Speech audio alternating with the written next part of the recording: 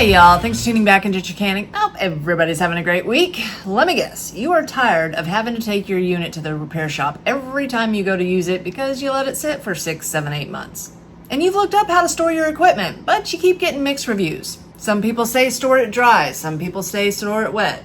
A lot of people say leave ethanol-free fuel in it all the time, it's fine. Some people can't get ethanol-free fuel. So today I am going over exactly what you need to do, tricks that I learned from the elders. Anytime you've let your piece of equipment sit for 6, 7, 8 months to 10 years, it's gonna start. Doesn't matter if it is a chainsaw, a string trimmer, a blower. If you follow these steps, it's gonna start. Now, although I've touched on these subjects in videos in the past, I feel like this topic needs a dedicated video because there's a lot to tell about it. And I have a lot more viewers now that might not have seen my old videos. And everybody needs to know this. Because my job is to keep you out of the shop and hopefully save you some time, money, and frustration in the future. So what made me think of making this video is I had one of my channel members send me a message and say, hey, I've got an Echo CS310. It's not very old. I let it sit over winter, probably like 8 months. I go to start it up and it won't take off. Now, whether this is you and you've let your piece of equipment sit, you go to start it up and it either won't start at all or it'll start but acts boggy, and it was running completely fine when you last used it, this is what you're gonna do before you take it to the repair shop. Don't give up. Probably 70% of the units that I get in that are in that condition, all I have to do is put fresh fuel in it, prime the dickens out of it. Hopefully, if I can get it to start and get it to rev, I can loosen those diaphragms up inside the carburetor and get that gas pumping again. Once you get the machine to start even a little bit and you can give it a little bit of gas, even if it dies, you'll put on the choke, take the choke off. You've got to just mess with the choke and mess with the throttle constantly. Sometimes it took a good 10 minutes before the machine would take off on its own and that diaphragm would get loosened up. But the majority of the time, if I just play with it a little bit, it'll work. Because like my channel member, he stored his unit dry. And after all these years of doing this, I highly recommend not doing that. Especially if you're not using some kind of fuel stabilizer. I use Ethanol Shield in everything that I run and work on. Because even if you are using ethanol-free fuel and you run it dry, there is a chance that your diaphragm inside your carburetor can harden. And you're gonna have issues when you go to try to start it again. So if you're planning on storing it short term, like you know it's only gonna be 6, 7, 8 months, you can leave your fuel in it, even if it's fuel with Ethanol Shield in it. I leave this at my Amazon store and in the description box below because it's one of the best fuel stabilizers out there. So don't give up, guys. If it's only sat for a short period of time, 6, 7, 8 months, if you can get it to start and give it to rev, usually you're going to be able to loosen that diaphragm up. If you can't, and like I said, your machine was running perfectly fine before you stored it, next, try some mechanic in a bottle. So mechanic in a bottle is one of those ones I never believed in. I always thought was snake oil, even though their ethanol shield works great and I truly believed in it. I didn't think this worked until I finally put it to the test, made a video on it, was shocked by the results, and then the hundreds of comments underneath my video of people trying it out and saying it worked for them for units that have been sitting for years.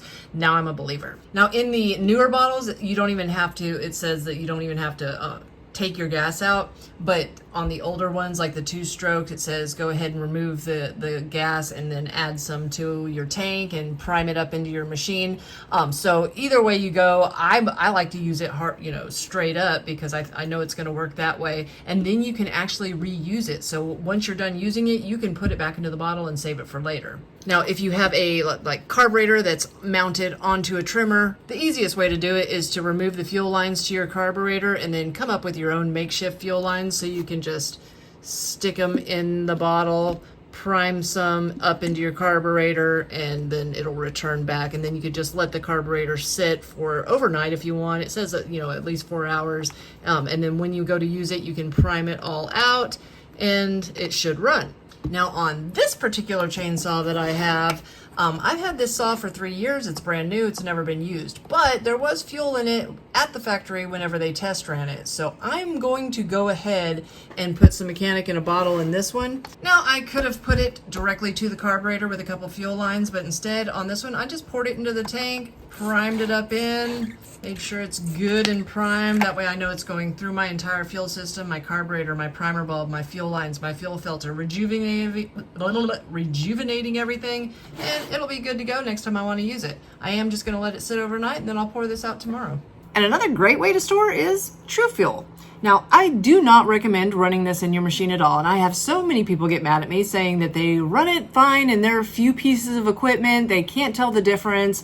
But as someone who works on thousands of pieces of equipment a year, even Michael, the small engine guy that lives in Georgia, states over, he says he has issues with it. I don't know why. I don't know if it's just bad batches. I'm not sure, but a lot of customers don't even realize that their machine could run better if they weren't running the True Fuel on it. And we've seen some things get burned up, and I'm not going to say it's the True Fuel. I'm just saying that, who knows? But I do know that a lot of units came into the shop. They were running on it fine, would not start. All I did was replace the fuel and then it would start. But you know what? There was a ton of people that would bring their machines in that sat with True Fuel for like a year. All I would do was put fresh fuel in it and it would start. So I know that even though it's not good to run in your equipment, it's great for storage. Now, we've established that if you want to run it in the short term within a year or so, you still want to leave it wet. Preferably fill that tank up. The less air that's in your tank, the less chance you have of it condensating and getting any water in your fuel. But what if you want to store it for years? Do this, and I promise it'll start. Now, I highly recommend doing this if you know you're going to store it for over a year and you might not know when you'll get back to it again to run it, because you don't want to pay a $100 repair bill on a $300 piece of equipment. So, get yourself some two-stroke oil. Red Armor is my fave. Dump out your old gas. Or if you don't have much in there, leave it in there. That's fine. I want you to put a ton of two-stroke oil in your gas tank and prime it into your carburetor. Once you know that it's in the carburetor, the fuel lines, the primer bulb, the fuel filter, you can let it sit for years. And all you have to do when you want to go run it is pour that oil out, prime it out, put some fresh fuel in there, rinse it by priming the stink out of it, and I promise it will start. If it ran good the last time you ran it.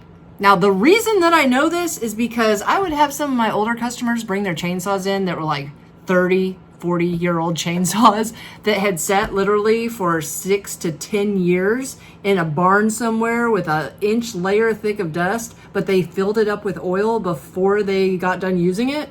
And all I had to do was clean the oil out, and even the fuel lines were still pliable, clean it out, put some fresh fuel in it, and it would start. It freaked me out every time. And I promise you, if you do this, it'll save you some time, money, and frustration. Now, anytime I make a video like this talking about fuel stabilizers or oils or mechanic in a bottle, people ask me about heat. I don't use heat. I bought this bottle to make a video with. I've got a red one around here somewhere.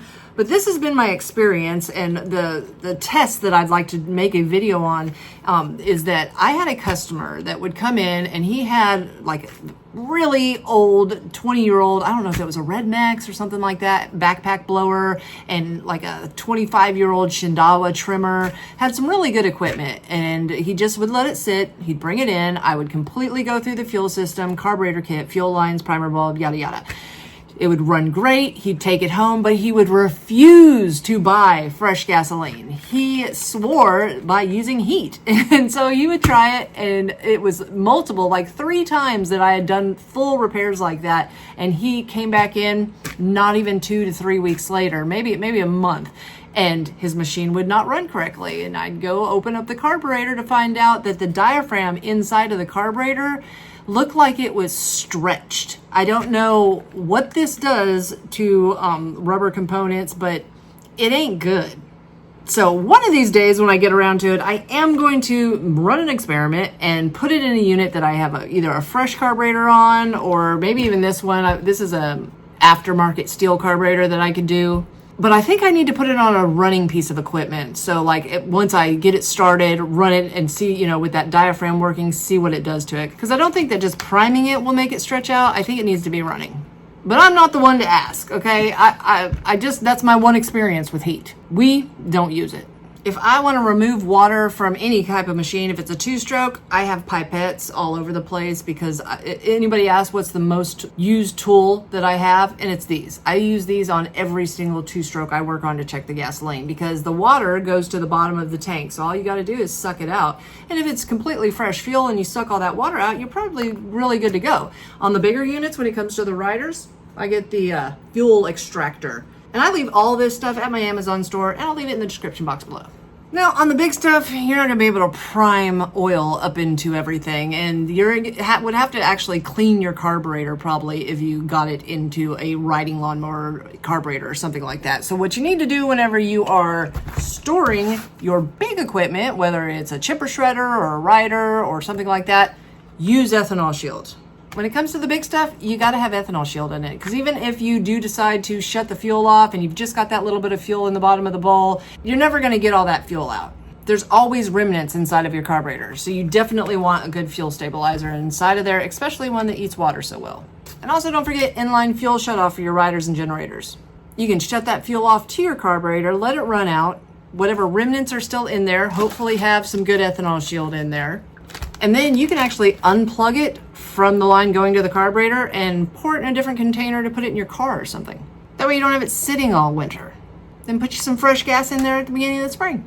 So guys, hopefully this clears some things up and will save you some time, money, and frustration in the future. If you find yourself coming back over and over again, think about hitting that subscribe button. And if you ain't tired of me yet, check this video out right here.